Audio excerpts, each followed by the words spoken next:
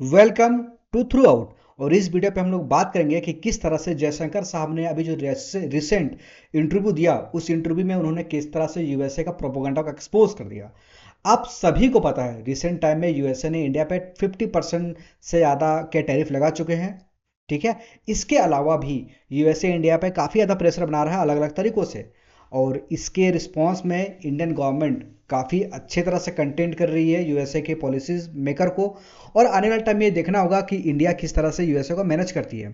पर अभी जयशंकर साहब की जो इंटरव्यू हुई है, उस इंटरव्यू में जिस तरह से जयशंकर साहब ने अपना आंसर दिया है, उससे यूएसए की जो हिपोक्रेसी है वो एक्सपोज हो जाती है। और आप सभी को पता है पूरे दुनिया में यूएसए अपना नैरेटिव को मीडिया के माध्यम से किस तरह से पूरे दुनिया में फैलाता है। और इस चीज़ को इंडिया और इंडियन गवर्नमेंट को सीखना चाहिए कि इंडिया आज भी इंफॉर्मेशन वॉरफेयर में काफ़ी ज़्यादा पीछे मुझे लगता है। क्या आपको ऐसा लगता है? तो नीचे कमेंट करके हमें ज़रूर बताएं। और ऑलरेडी काफ़ी सारे प्रॉब्लम इंडिया और यूएसए को लेके और भी चल रहे हैं, पर अभी जो उन्होंने एक इंटरव्यू में कहा है, सबसे पहले ये सुन लेते हैं उन्होंने क्या कहा। In a way, is being presented as an oil issue.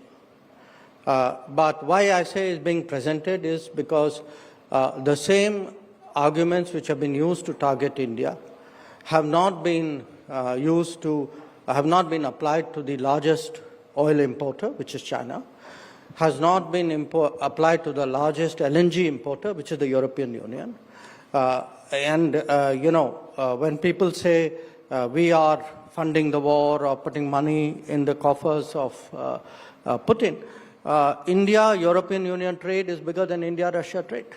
So is American money not European money not putting money into Putin's coffers? अब देखो, इस इंटरव्यू के इस भाग में इन्होंने तीन इंपॉर्टेंट बातें कही कि यूएसए इंडिया पे हमेशा ये आरोप लगाता है कि इंडिया रशिया से जो ऑयल परचेज करता है और बदले में जो पैसे इंडिया रशिया को देता है, उससे यूक्रेन का वॉर हो रहा है। आप खुद सोचो कितनी ही इलॉजिकल बात है। क्या एक पेट्रोल के बिजनेस करके कोई पूरा का पूरा वॉर फंड कर सकता है, वो भी आज के डेट में? ये पॉसिबल ही नहीं है। लेकिन यूएसए मीडिया इतने अच्छे से मैनेज करता है पूरा ग्लोबल मीडिया को कि ग्लोबल मीडिया यूएसए से ये सवाल पूछती ही नहीं है क्या क्या इतना ईजी है। दूसरी बात, उन्होंने कहा कि आखिर चाइना सबसे बड़ा इंपोर्टर है, तो चाइना पे इंपोर्ट क्यों नहीं है?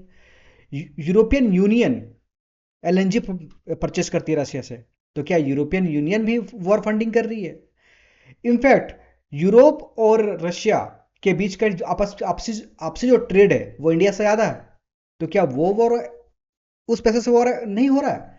अब देखो, इन सारी चीज़ों को बारे में ऑलरेडी मैंने एक वीडियो सारे शॉर्ट्स में मैंने बताया था कि यूएस में को एक बहाना चाहिए। दरअसल वो इंडिया को और भी कई चीज़ों के लिए ये सब प्रेशराइज कर रहा है। आप सभी को पता है कि इंडिया और यूएसए के बीच में एक ट्रेड डील होने वाली थी।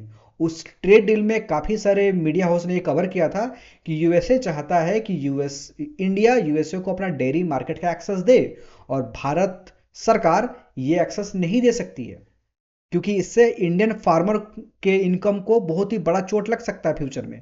और ये इंडियन एग्रीकल्चर सेक्टर के लिए बिल्कुल ही ठीक नहीं है।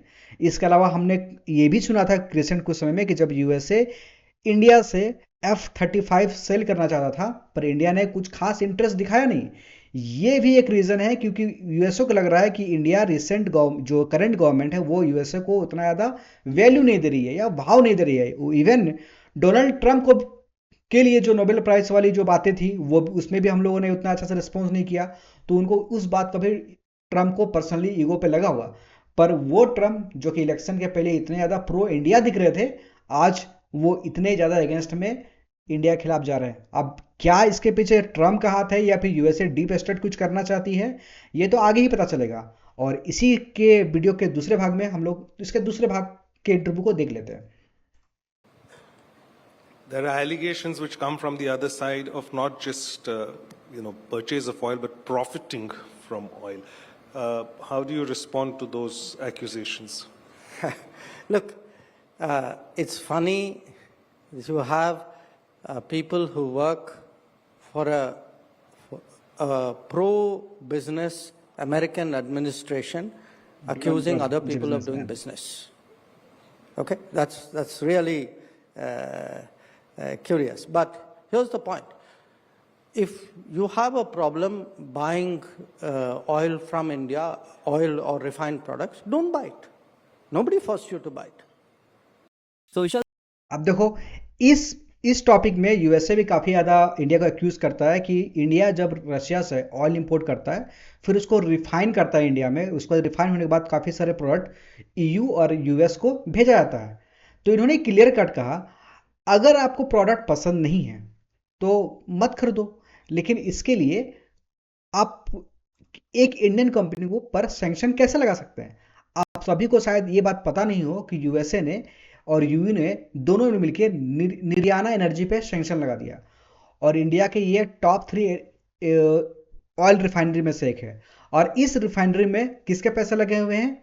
इसमें रशिया के 49% ओनरशिप है। इसीलिए अब अब इसमें एक चीज है कि इसमें जो अभी भी मेजोरिटी पार्ट है वो इंडियन गवर्नमेंट के पास है, सॉरी इंडियन कंपनी के पास है। तो वो आज भी एक इंडियन कंपनी है, वो कोई रशियन कंपनी नहीं है, रशियन का उसमें स्टेक है। तो इस तरह से यूएस और यूयू मिलके इंडिया को रोकना चाहता है। भाई सैंक्शन लगाने की जरूरत ही नहीं थी, आप मत खरीदते ना, खरीदते ही नहीं। अगर कोई खरीदना भी चाहता है तो आप उसे भी खरीदने नहीं देते हो, खुद तो ले नहीं रही हो और दूसरों को लेने नहीं दे रहे हो, तो इससे ऑयल प्राइस बढ़ने के चांसेस बहुत ही ज़्यादा बढ़ जाती है। अब इस तरह से आप देख सकते हैं कि यूएस किस तरह से इंडिया को कंट्रोल करना चाहता है। यूएस के काफ़ी सारे पॉलिटिकल लीडर ये कह रहे हैं कि इंडिया यूएस के लिए काफ़ी इंपॉर्टेंट है, और ऑलरेडी यूएस और इंडिया के बीच में काफ़ी सारे मिलिट्री एग्रीमेंट भी है, आप सभी को पता है, स्ट्रेटेजिक एग्रीमेंट। तो अभी जब डोनाल्ड ट्रंप जो पिछले गवर्नमेंट में थे तो काफ़ी लोग इस